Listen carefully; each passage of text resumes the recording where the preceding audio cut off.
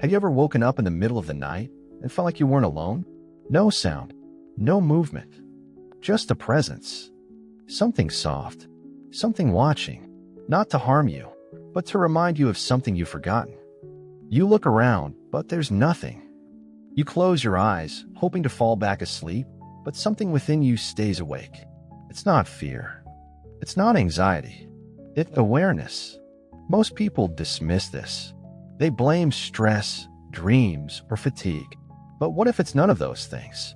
What if that moment, that feeling, is the closest you've ever been to your guardian angel? And what if someone who had the gift to see what we cannot, tried to warn us? His name was Padre Pio, a man who bore the wounds of Christ, a man who spoke with souls, both living and departed, a man who claimed he was never alone, even in the darkest nights. Padre Pio didn't just believe in guardian angels. He talked to them every day. He sent them on missions. He felt their presence. And more importantly, he knew that we could feel them too, if only we knew what to look for. He warned, if you feel something at night, a touch, a whisper in your soul, a quiet force around you, do not rush to explain it away. Do not be afraid. But do not ignore it either, because that moment might not come from you. This wasn't superstition. For Pio, this was reality. And for those who still believe, it's a door that opens when the world goes silent. In this video, we're not just going to talk about guardian angels.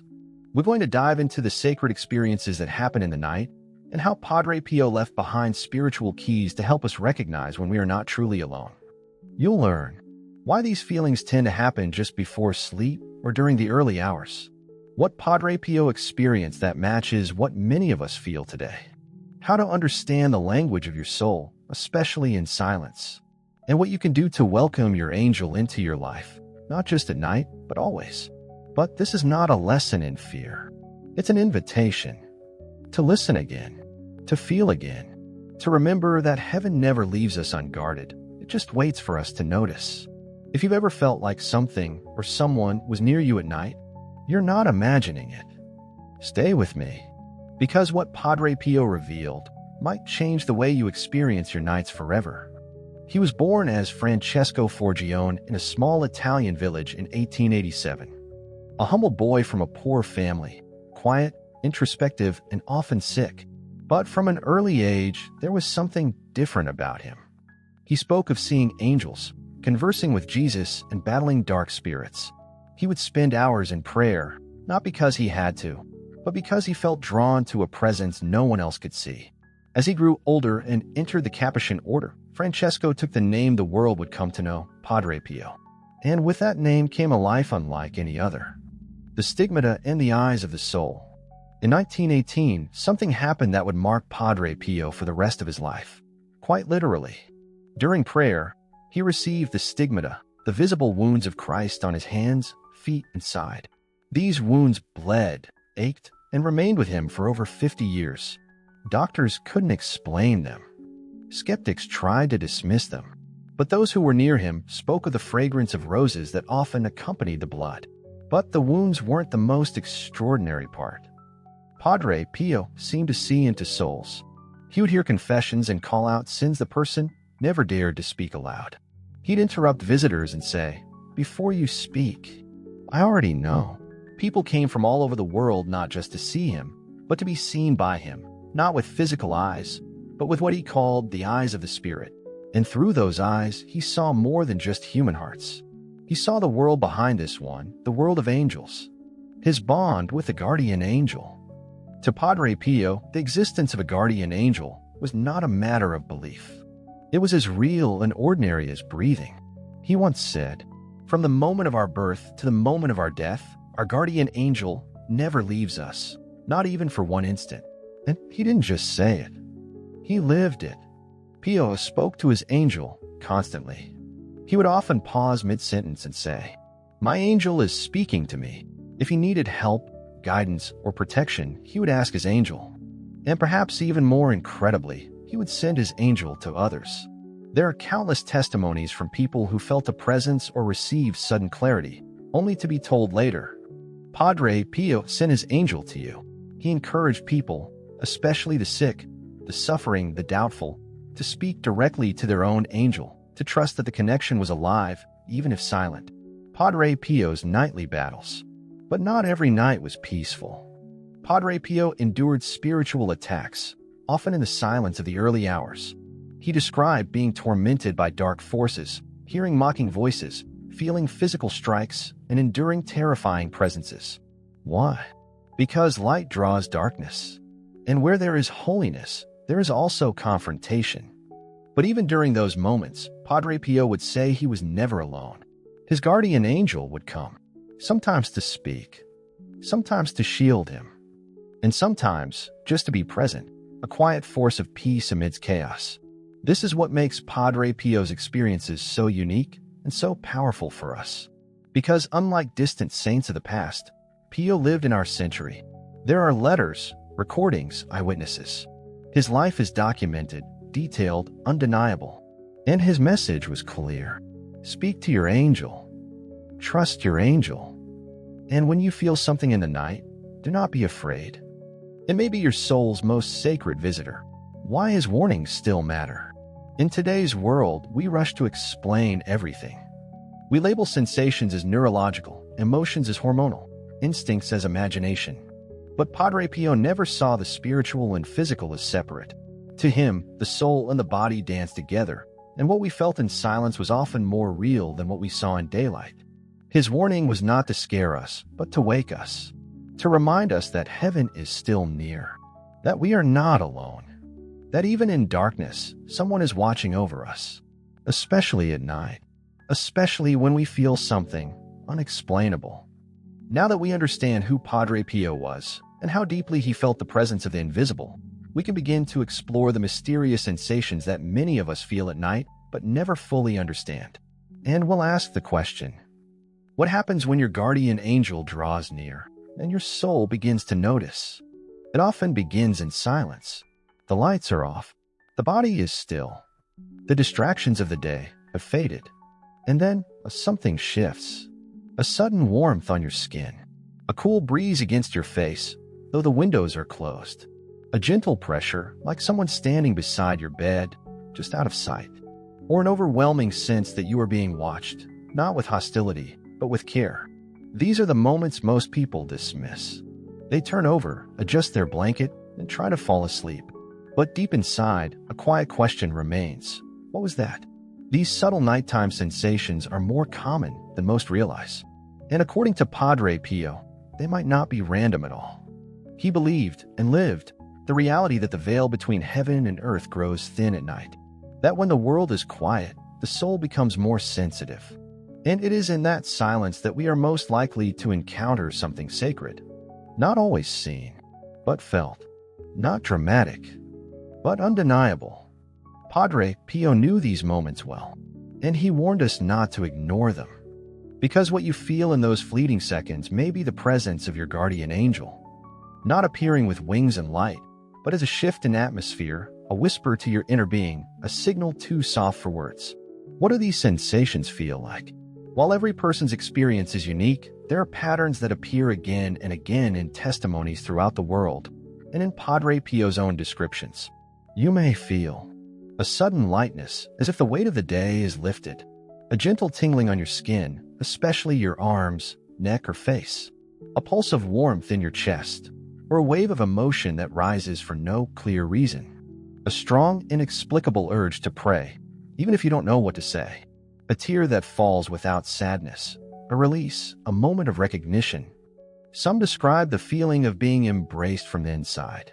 Others say it feels like a memory trying to resurface, not from this life, but from something deeper.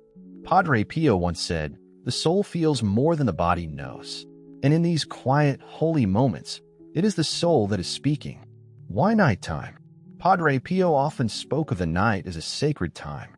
It's when the body lowers its defenses, when the ego sleeps and the spirit listens, when the heart becomes tender and our connection to the divine becomes more accessible. Science tells us that during sleep, the brain enters phases of heightened activity, not just to process information, but to heal, reset, and reconnect. But what if that reconnection isn't just neurological? Padre Pio believed that in the quiet of the night, heaven draws close, not to impress us, but to remind us of what's real. Your guardian angel, always near, often uses the night to make that nearness known. Not because you're special, but because you're open. When the world's noise fades, spiritual awareness rises. Don't be afraid of what you feel. Some people feel unsettled when these sensations appear. They sit up in bed, look around, or even turn on a light, seeking control over what they don't understand. That reaction is natural. But it's also based on fear that what we don't see must be a threat. Padre Pio's entire spiritual life taught the opposite. He urged people not to fear the invisible, but to discern it. To pray in response, not to panic. To open the heart rather than shut it down. He said, when you feel a presence near you in prayer or in the silence of night, speak to your guardian angel. He is not a stranger. He is your oldest companion. So if you feel something you can't explain, especially in the stillness of night, pause, breathe, and listen. Because what you feel may not be a threat. It may be a message, a reminder that you are not forgotten, not abandoned, not ever alone. When the soul responds before the mind understands, one of the most overlooked aspects of these experiences is how deeply they touch the emotional core, even before the person is aware of what's happening. Many have reported waking up in tears, with no memory of a dream. Others have described a sense of being called, though no words were spoken. A few have felt a pressure on their chest, not painful, but grounding, as if being anchored to something deeper than themselves. Padre Pio believed these were not hallucinations or random sensations. He saw them as touches of grace, moments where the soul is stirred by the divine. And because he understood the spiritual realm intimately, he warned us gently. Do not run from what you feel. Not all silence is empty. Not all stillness is sleep. Sometimes the spirit moves when the world is quiet. As you reflect on your own nights, the moments that left you with more questions than answers, ask yourself, what if you weren't imagining it? What if that feeling was real, because you were being remembered? In the next chapter, we'll explore who these invisible protectors truly are and how Padre Pio described their mission in our lives, not just as guardians, but as witnesses to our soul's journey. Because if you've ever felt something in the night, something unexplainable, yet deeply familiar, you may have already met your angel. You just didn't know how to listen yet. What if you were never alone, not for a single moment in your life? Not during your darkest hour. Not when you cried alone. Not when you thought no one noticed your suffering. Padre Pio believed that from the moment you are born to the moment you return to eternity, a silent witness walks beside you. Protector. A messenger. A guide that doesn't speak in words, but in moments of intuition, strength, and presence. Your guardian angel. And to Padre Pio, the guardian angel was not a metaphor or comforting idea. It was a living companion, as real as any person, and often more present than the ones we see with our eyes. Not all companionship is physical. We tend to believe in what we can touch. But Padre Pio urged people to go deeper, to feel what cannot be touched, but can be known through the soul. He often said that his angel was with him at all times, even when he spoke with others. There are reports of him pausing during confessions, turning his head slightly, and saying, "My angel is telling me something." Sometimes he would ask visitors, "Why didn't you send your angel ahead of you?" And when they looked confused, he would explain, "You can ask your guardian angel to go before you, to prepare the way, to protect, to guide." This wasn't mystical for him, it was practical. He lived with his angel the way most people live with a friend or a sibling, with trust, with familiarity, and with constant communication. And he taught others to do the same. Angels don't need to be seen to be real. One of Padre Pio's most powerful teachings was that you do not need to see your angel to know he's there. In fact, most people will never see theirs, not because the angel is absent, but because the soul isn't quiet enough to notice. He wrote in a letter, "Invoke your guardian angel, who will enlighten you and guide you. The angel will take care of you and bring you the strength you need. Speak to your angel often." This wasn't poetic language. It was spiritual instruction. Angels, according to Padre Pio, are not passive beings. They don't simply watch. They act. They comfort. They correct. They defend. And they intercede on your behalf in heaven constantly. Especially when you are weak. Especially when you don't know how to pray. Especially when you are asleep. stories that defy logic. There are many accounts of Padre Pio sending his angel to help people far away. One woman, bedridden with illness, prayed desperately for relief. That night, she felt a sudden peace fall over her, and the next day, she received a letter from someone who had spoken with Padre Pio. He had said, "Her angel has been there already. She will recover." Another man was struggling with doubt and anger. One night, he awoke with a feeling of someone touching his shoulder. The air in the room felt charged. He later discovered that at that exact hour, Padre Pio had been in prayer and had whispered his name, asking his angel to go to him. These are not stories meant to impress. They are testimonies of intervention that the soul cannot deny, even if the mind cannot explain it. And for every story recorded, there are thousands that remain unspoken. Night is when angels draw closest. Padre Pio often said that the time when we are most likely to experience our guardian angel is when we are alone, afraid, or falling asleep. Why? Because that is when the soul is most exposed. The defenses are down. The ego is quiet. The mind is no longer solving, performing, or distracting. In that stillness, the angel speaks, not always in words, but in presence, a warmth, a reminder, a shift in the atmosphere that says, "I am with you." Pio encouraged people to speak to their angel before sleep, to invite the presence consciously, and to allow the veil between heaven and earth to thin as they rest. How to recognize when your angel is near. Padre Pio never gave a checklist, but he described common ways our guardian angels make themselves known, especially at night. A sudden inner calm, even when life is chaotic. A sensation of being watched over, not in fear, but in peace. A recurring thought or phrase that leads you towards something good. A dream that feels more like a visitation than a story. The urge to pray when you had no intention to do so. The subtle feeling that someone is listening and understanding without judgment. These signs are not dramatic. They are gentle. Because your angel does not need to prove anything. He simply waits for you to open the door. Padre Pio taught, the angels are messengers of God's love. They bring His light into our darkness, and they rejoice when we acknowledge their presence. They know your soul better than you do. Your guardian angel was assigned to you at the beginning. He has witnessed every moment of your life, even the ones you don't remember. He has prayed for you when you had no faith. He has protected you in moments you will never know about. And He continues to fight for you, even now.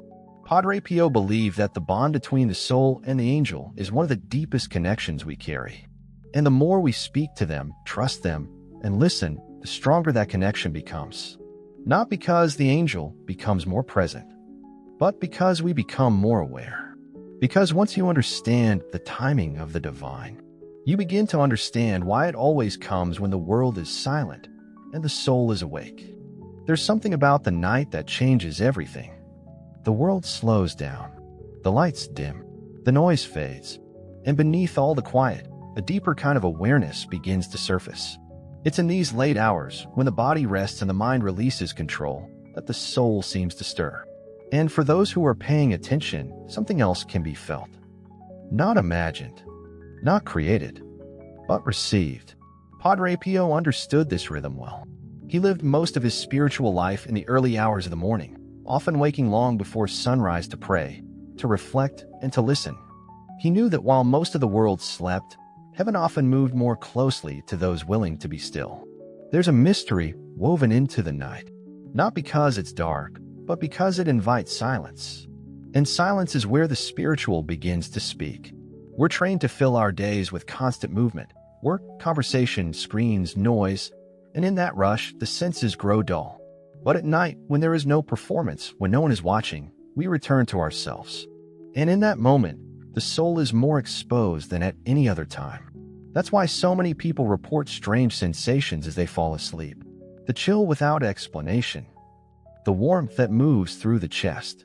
The faint whisper of memory, not of this life, but something older, something eternal. And they ask, why now? Why here? Why always at night? Because night is when the soul becomes the loudest part of you. It's when your guardian angel knows you're most likely to hear, even if only faintly. Padre Pio once wrote that the soul is like a child at night, more open, more vulnerable, more honest. And that this vulnerability is not weakness, but the exact state in which divine presence enters without resistance. Think of how a child falls asleep in the arms of someone they trust. The body relaxes, the defenses drop, and something sacred happens: surrender. That same surrender occurs when you lay in the dark and begin to drift. Not just physically, but spiritually. You are no longer trying to understand. You are simply feeling. And that's where your angel waits. People often say they feel off during the day, tired, irritable, disconnected, but then something shifts in the quiet hours. There's a moment when their heart feels heavy or unexpectedly light. Some are overcome with peace, others with unexplainable tears. It's not insomnia. It's not imagination. It's not random.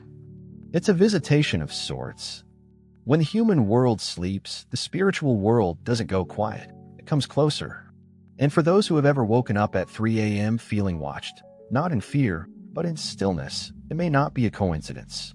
That hour, long associated with both spiritual warfare and divine presence, was sacred to Padre Pio.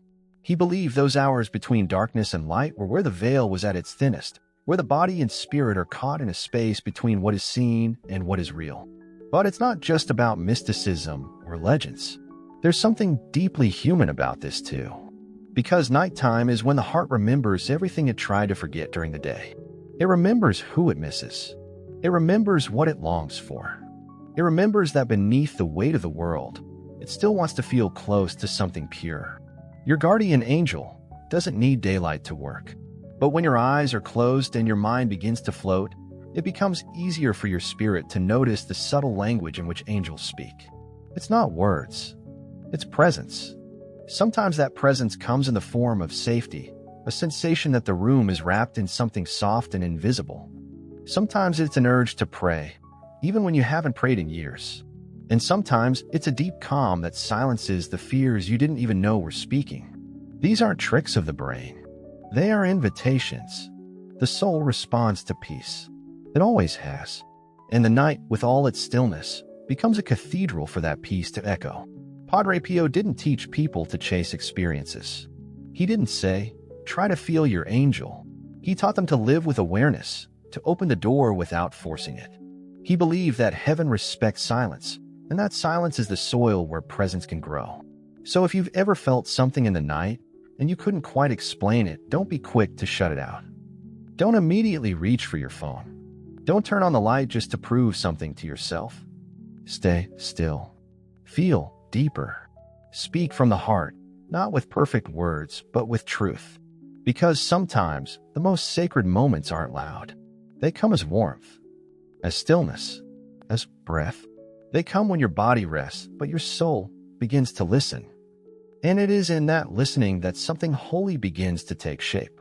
Let's go further now, into what Padre Pio believed we should do when those sacred moments come. How to not only recognize our guardian angel's presence, but how to welcome it, honor it, and live in harmony with it, not just at night, but always. It's not enough to believe. Faith without openness is like a door with no handle. Padre Pio didn't want people to simply accept that guardian angels exist. He wanted them to live in relationship with these divine companions, to speak to them, to listen, to walk through life aware of their presence. He used to say, your guardian angel is not a symbol. He is your protector, your advisor, your invisible brother. But how do you welcome someone you can't see? How do you begin a conversation with a presence that doesn't use words? The answer is not in rituals or rules. It begins with intention, the quiet decision to no longer move through life alone. And it's simpler than most people imagine. Begin by acknowledging. The first step to welcoming your angel is to recognize that he is already there. You're not summoning him. You're not asking him to come. He never left. Padre Pio taught that our angels don't wait for permission to protect us, but they do wait for connection. That connection begins with the simplest of acts, acknowledgement. Say it quietly. Say it in your heart. Say it as you lie in bed at night. I know you're here. I don't know how to speak to you yet, but I want to learn. That whisper, spoken with sincerity, opens something sacred. You don't need to be perfect. You don't need a deep prayer life or spiritual knowledge. You just need to be willing to notice. And once you begin, you'll realize the angel was already speaking. Invite through silence. Words are useful, but presence is louder. The noise of daily life makes it hard to hear anything subtle. Phones, conversations, background thoughts, endless information. They drown out what's soft, sacred, and invisible. That's why creating silence is one of the most powerful ways to invite your angel closer, or rather, to feel him more clearly. Padre Pio would spend hours in silence, not because he had nothing to say, but because he understood that the soul does not speak in noise. Even 5 minutes of quiet attention, eyes closed, breath slow, heart open, becomes fertile ground for divine presence to be felt. And you don't have to expect anything dramatic. Just sit, just breathe, just allow the awareness that you are not alone. That is more than enough. Speak as you would to a friend. You don't need a script. Your guardian angel is not evaluating your eloquence. He's not measuring the quality of your words. He already knows your pain, your fear, your longing. He has walked with you through every dark moment, including the ones you kept hidden. Speak simply. You can say, "I'm afraid. I need clarity. Please be close to me tonight. Help me stay on the right path. Thank you for not giving up on me." Padre Pio taught that the more we treat our angels as real companions, the more real they become in our lives. Not because they change, but because we do. Before sleep, make room. Night is the most sacred time to connect. Before you close your eyes, before you surrender to sleep, you can take a moment, just a moment, to make space for grace. Here is a simple way Padre Pio encouraged believers to end their day. Reflect briefly on your day, not with guilt, but with honesty.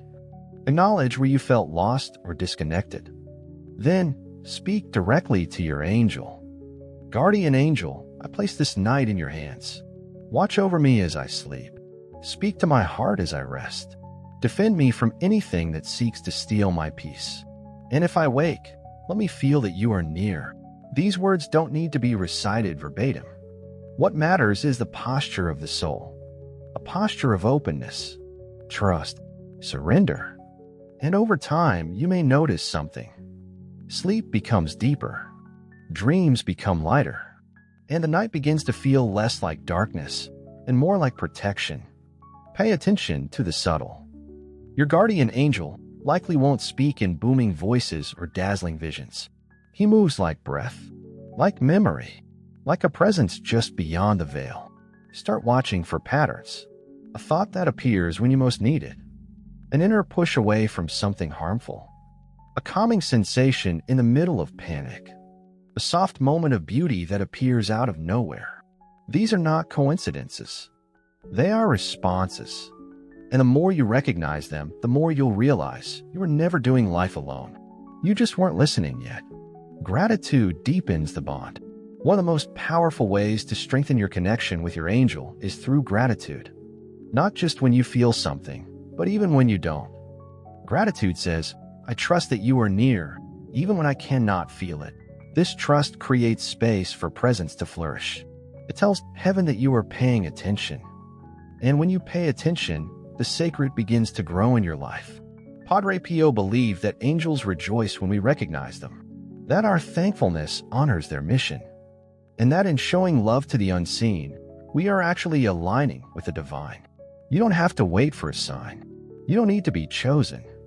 You don't have to earn your angel's love. You already have it. What's left is to respond. Because when the soul begins to speak, not with fear, but with trust, heaven answers. And often, it answers through the quietest voice of all, the one that's been with you from the beginning. Some messages are loud, others are whispered, but the ones that stay with us are often the ones we feel. Padre Pio never used fear to move hearts. He didn't need to. He knew that the soul responds not to threats, but to truth. And the truth he carried was this: you are not alone. You never were. And every time you feel something in the night, that pause, that warmth, that quiet nudge, it may not be your imagination. It may be your reminder. Not all warnings are meant to frighten. Some are meant to awaken. When Padre Pio spoke of sensations, of angels, of night visitations, he wasn't trying to stir curiosity or create mystery for its own sake. He was trying to bring the invisible into focus, to take what we've been taught to ignore, intuition, presence, stillness, and place it where it belongs, at the center of our relationship with the divine. This is not a message of mysticism. It's a message of love. Because what is love if not presence? Not loud, not dramatic, just consistent, quiet, and faithful. Exactly like your guardian angel. Exactly like the divine grace that never left you, even when you forgot how to pray. Padre Pio spent his life listening for what the world couldn't hear. He walked through pain, through spiritual torment, through profound silence. And yet, he never gave up. Because he knew that in the silence, something holy always remained.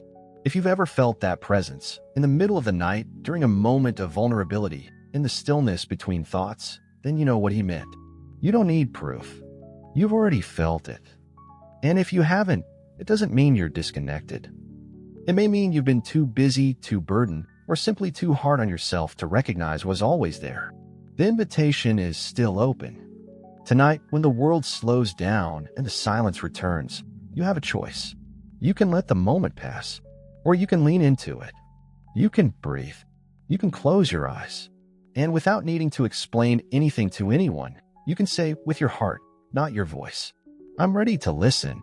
That's where the relationship begins. Not in visions or signs, but in willingness. The willingness to believe that your guardian angel has been walking beside you since your first breath. That he has seen every fall, heard every silent prayer, and stood guard during every sleepless night. That he didn't give up when you forgot him. That he didn't stop speaking just because you stopped noticing. That he still believes in who you are becoming, even when you don't. This isn't a story of fear. It's a story of reconnection. Padre Pio's life wasn't just about miracles or wounds. It was about showing us what's possible when we stop relying only on what we can see and begin trusting what the soul already knows. He didn't speak of angels to impress.